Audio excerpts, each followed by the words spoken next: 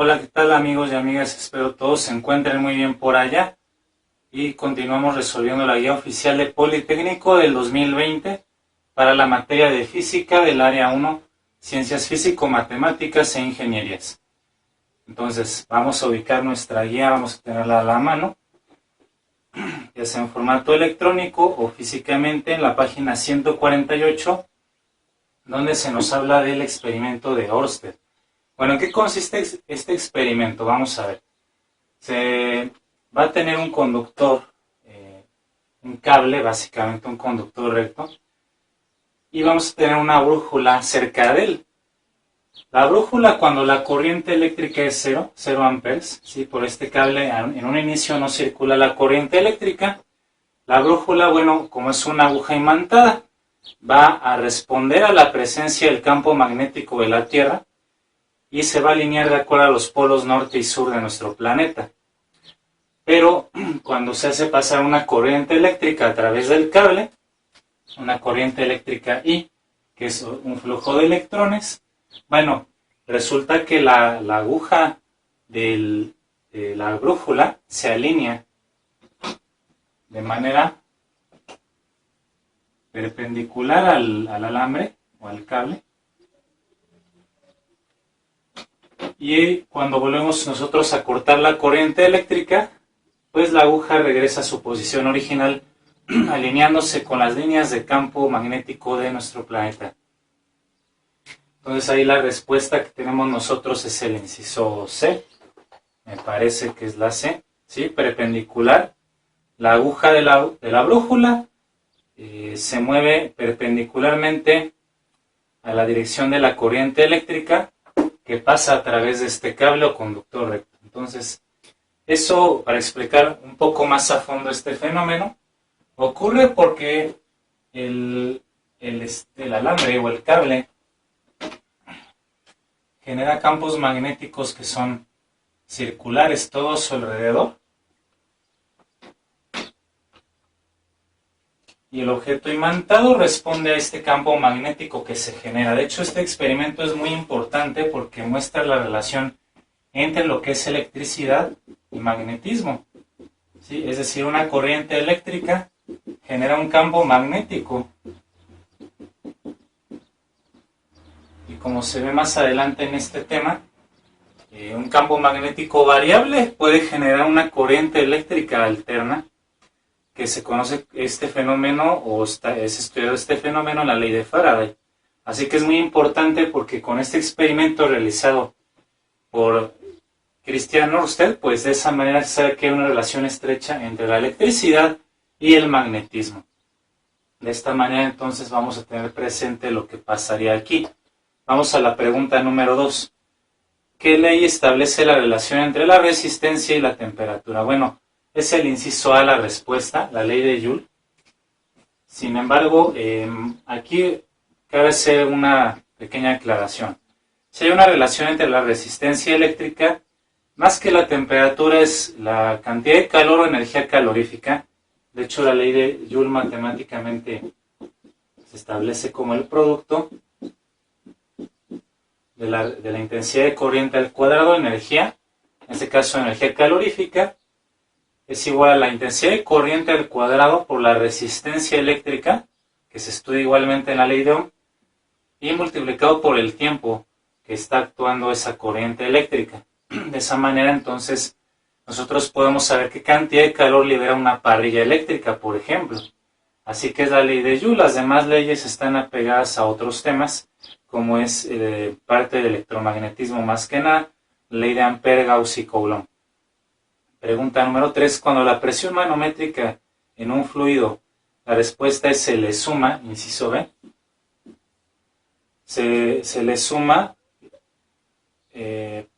vuelvo a leer, cuando la presión manométrica en un fluido se le suma la presión atmosférica, que es lo que dice el inciso B, lo que se obtiene es la presión absoluta. Bueno, por definición, la presión absoluta de un sistema, efectivamente la presión que pueda tener este sistema, la presión total, le llaman presión absoluta, es la suma de la presión atmosférica que está fuera de ese objeto que nos rodea, la presión de la atmósfera,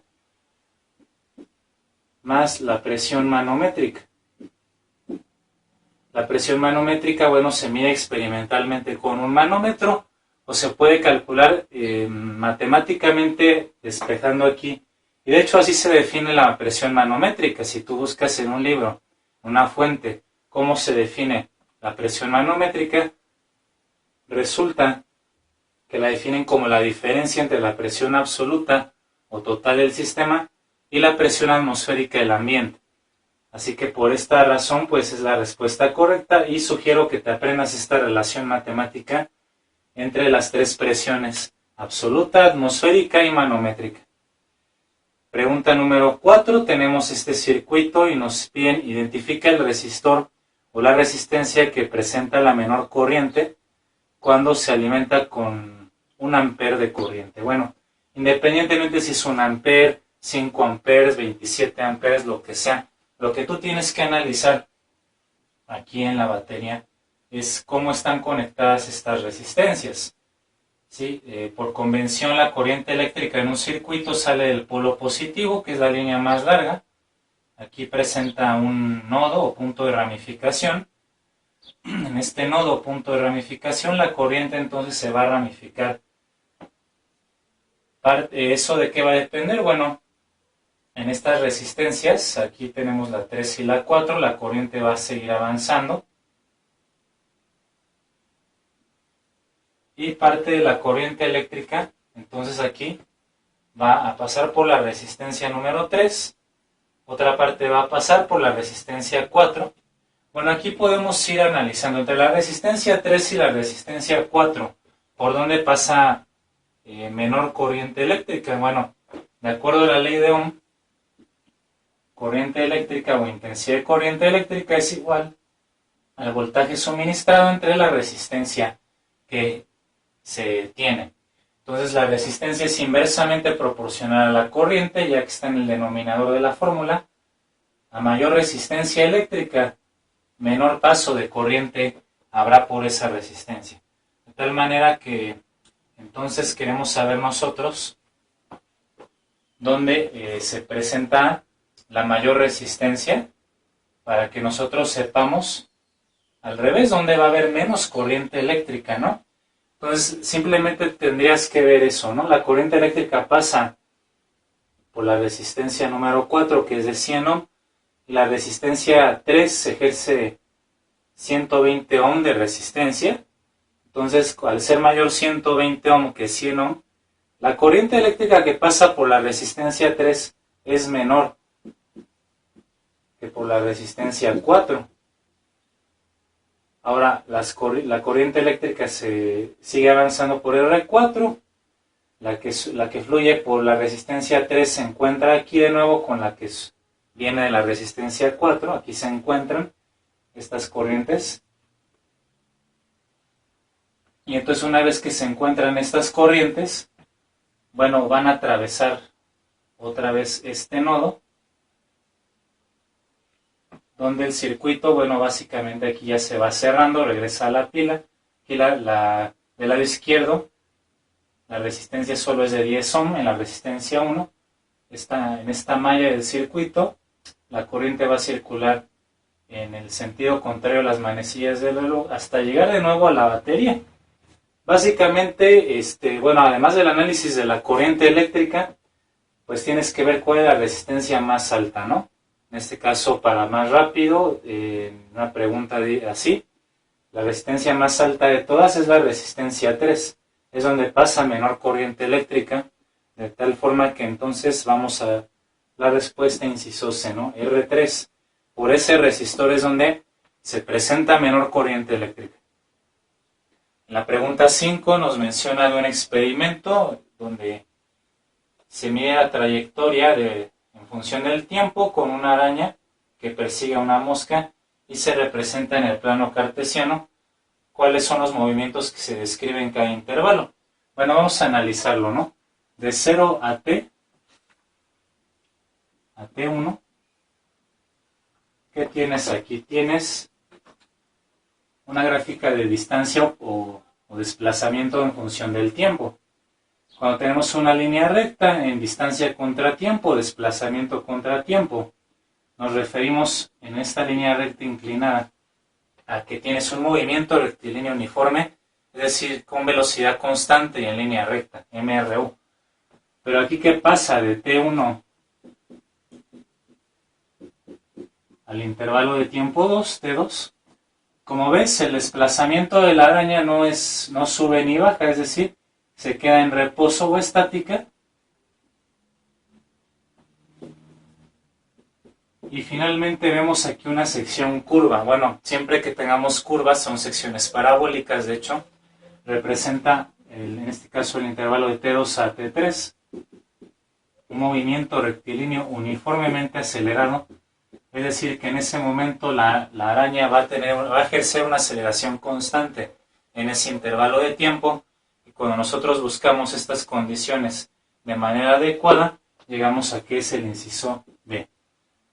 Sí, entonces obviamente tenemos que conocer muy bien las gráficas de los movimientos, distancia o desplazamiento contra tiempo, o de velocidad contra tiempo, o rapidez contra tiempo. Tengo un video ya en el canal explicando todos estos temas de cinemática para que tú los puedas analizar. Si necesitas repasar más a fondo ese tema, vamos a poner un enlace ahí. En la pregunta número 6 nos habla de un buzo que va a las profundidades y se sumerge en estas diferentes profundidades. Nos da la densidad del agua de mar. El problema, 1033 kilogramos por metro cúbico, lo cual realmente no nos va a afectar en nada. Saber o no la densidad del agua de mar en este problema. Nos pide que ordenes de menor a mayor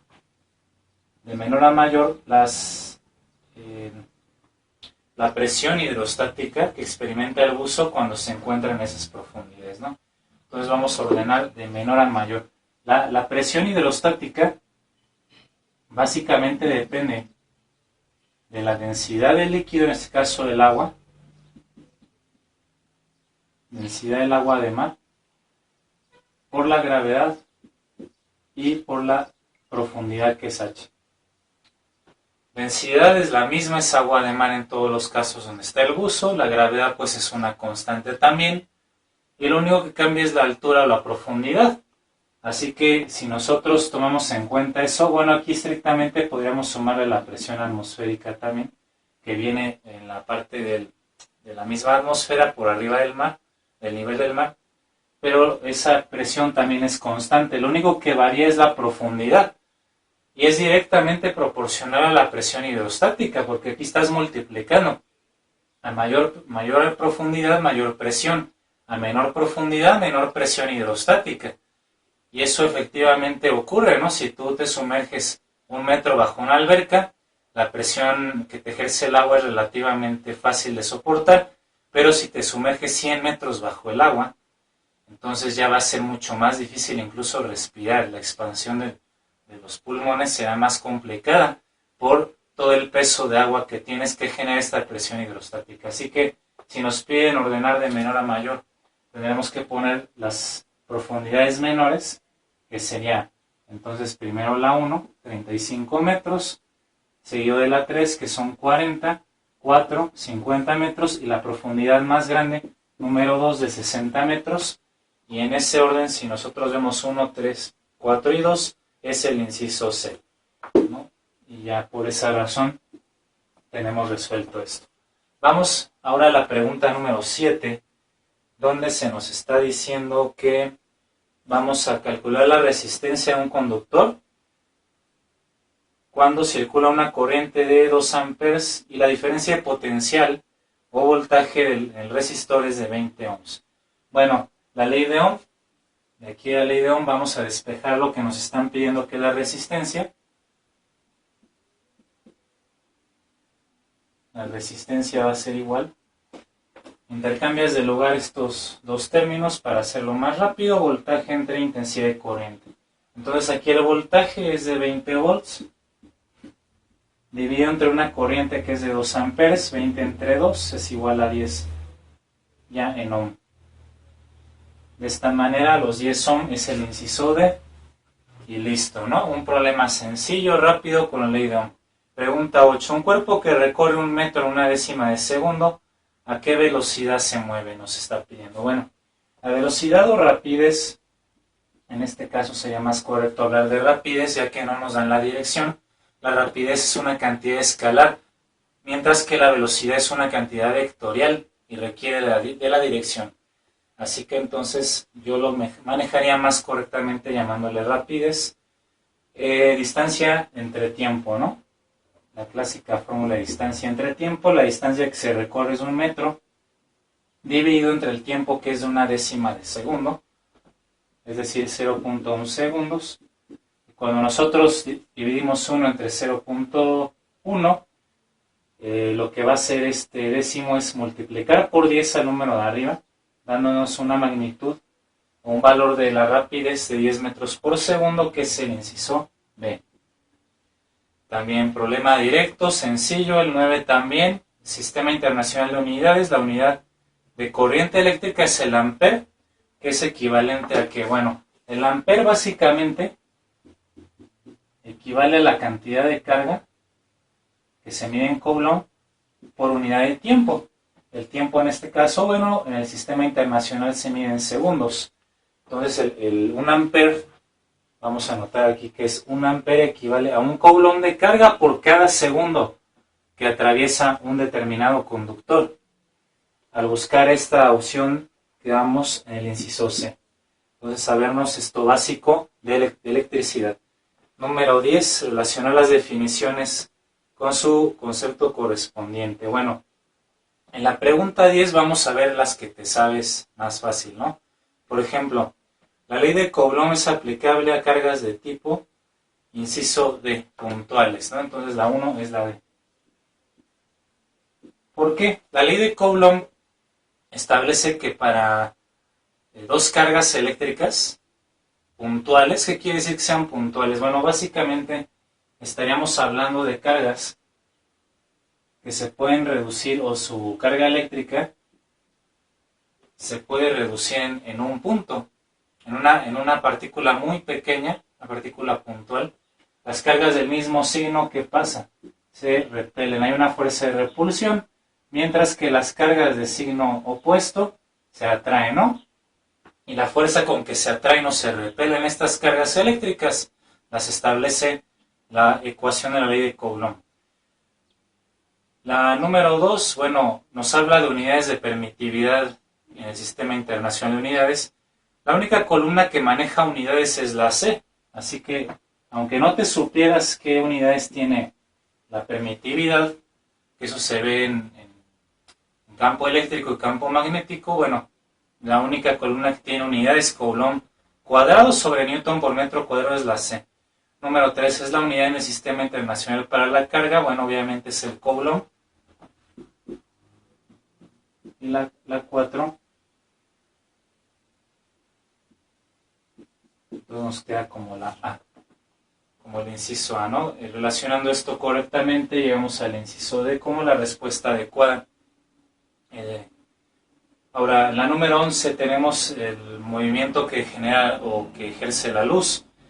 Sí, la luz de hecho tiene un carácter dual en su movimiento o en su presencia. La luz, entonces, va a tener un carácter dual que se conoce como onda-partícula.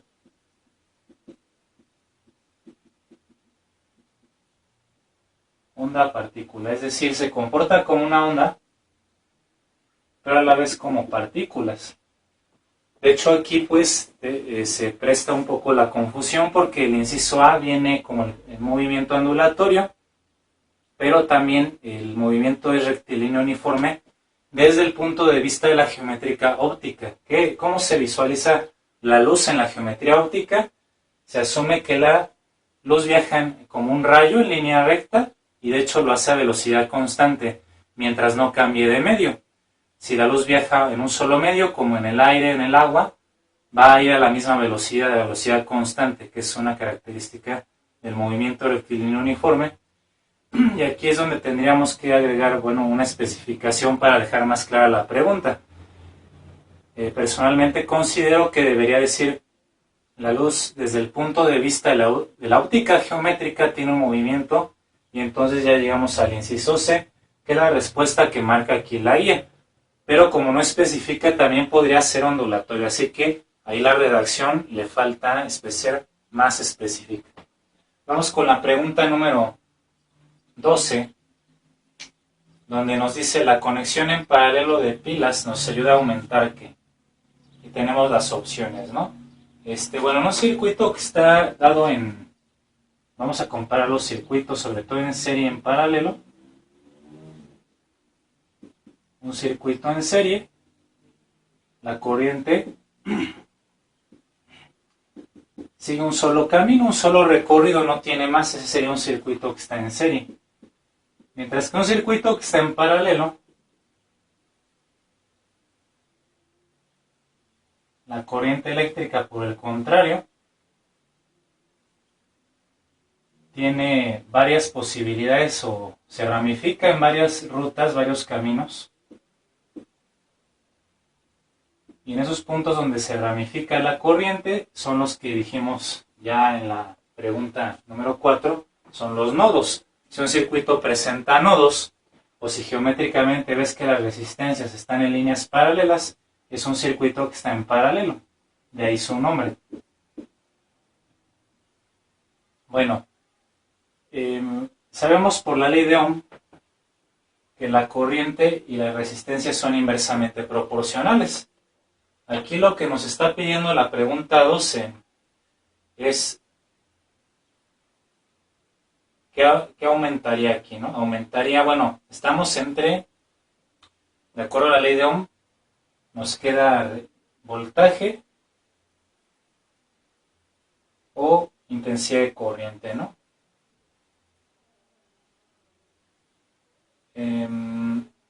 Entonces, sí, tendríamos que analizar a fondo la ley de Ohm. Y en base a la ley de Ohm, ¿qué sabemos también? En un circuito que está en serie, el voltaje total va a ser la suma de cada uno de los voltajes que están en las resistencias, 1, 2 y 3. Se suman los voltajes. La intensidad de corriente aquí, sin embargo, es la misma en cada resistencia.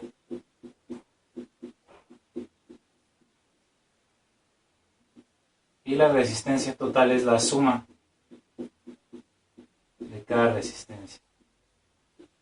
Eso ocurre entonces en un circuito que está en serie. En un circuito que está en paralelo, resulta que el voltaje va a ser el mismo en cada uno de los resistores.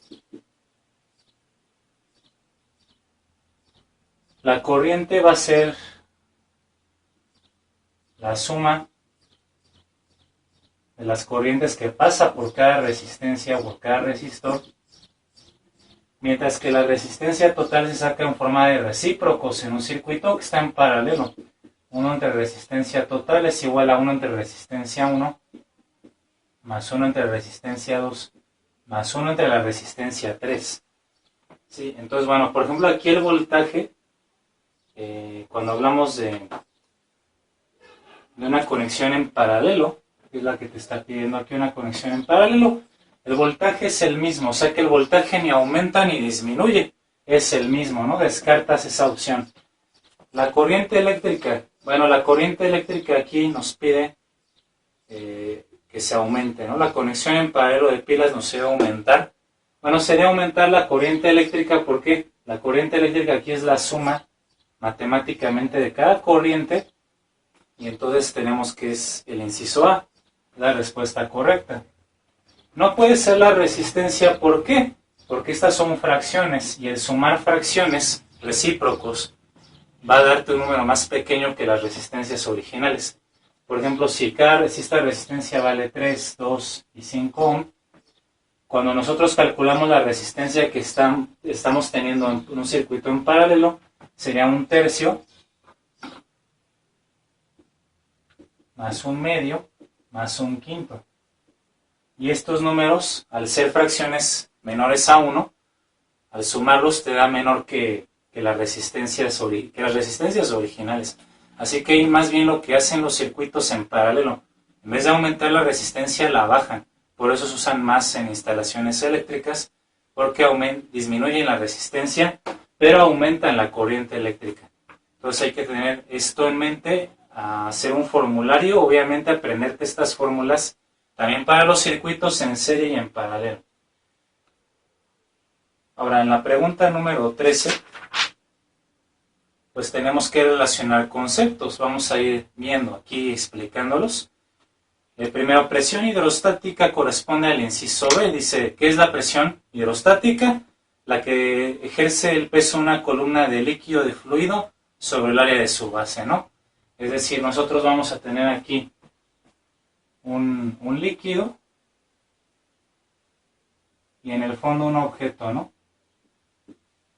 Y la profundidad de esta columna, el peso de la columna sobre esta área de ese objeto va a ser la presión hidrostática. Principio de Pascal es el inciso A, en la columna A, la presión ejercida sobre un fluido confinado se transmite íntegramente a todos los puntos del fluido y a las paredes del recipiente que lo contiene. Ese principio se ve, por ejemplo, en la jeringa de Pascal, donde tenemos un émbolo lleno, un émbolo que está conectado a una jeringa redonda o a una base redonda lleno de líquido con poros. Cuando tú presionas el émbolo, el líquido sale a presión, pero resulta que la presión del líquido que está saliendo es la misma en todos los puntos de la jeringa, dando a entender que la presión que se transmite a través de un fluido es la misma en todos los puntos. No es mayor abajo como uno quizá podría pensar. No es igual en todos los puntos. Es el principio de Pascal. Todavía me falta subir y explicar este tema en el canal de fluidos y espero hacerlo lo antes posible, nada más que, bueno, pues son muchos temas que hay que abarcar. Haré lo máximo por llegar a esos temas antes de que sea el examen.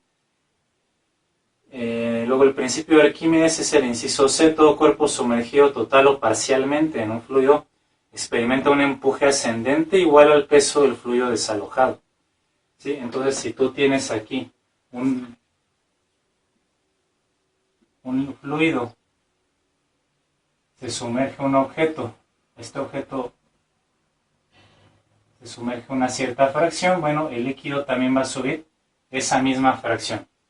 Va a ser equivalente al volumen el volumen sumergido es equivalente al volumen de líquido que es desplazado, o equivalente al peso, el empuje, la fuerza de empuje, que siempre es ascendente, con lo cual muchos objetos pueden flotar o van a tener un peso aparente menor, por el empuje que es ascendente del agua o del líquido. Esa relación entre empuje y volumen desalojado o peso del líquido desalojado es el principio de Arquímedes. Y por último, entonces, la presión manométrica, el 4, sería la D, es la diferencia entre la presión absoluta y la presión atmosférica, ¿no? Como les decía, al despejar, ahí está la definición de la presión manométrica, dando como resultado entonces que sea el inciso A la respuesta correcta a la número 13. ¿Sí? Entonces, vamos a hacer una pausa para borrar esto y contestar algunas preguntas más de física.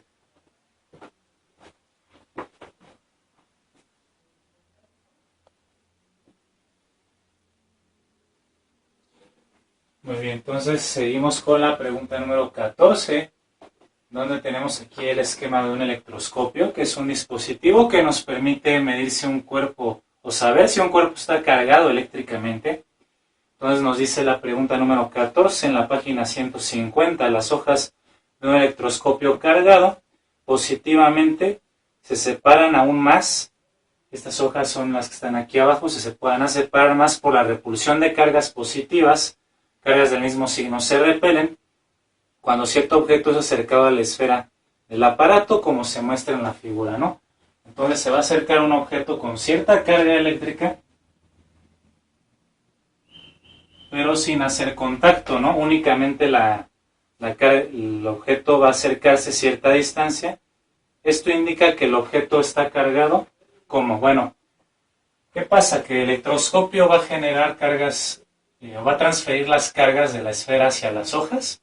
Si es un conductor, Entonces va a transferir la carga eléctrica, porque es un material conductor. Ahora, si estas placas ya están cargadas positivamente y se separan todavía más, quiere decir que aumentó la carga, la magnitud de la misma carga positiva. Así que este cuerpo tiene que estar cargado positivamente.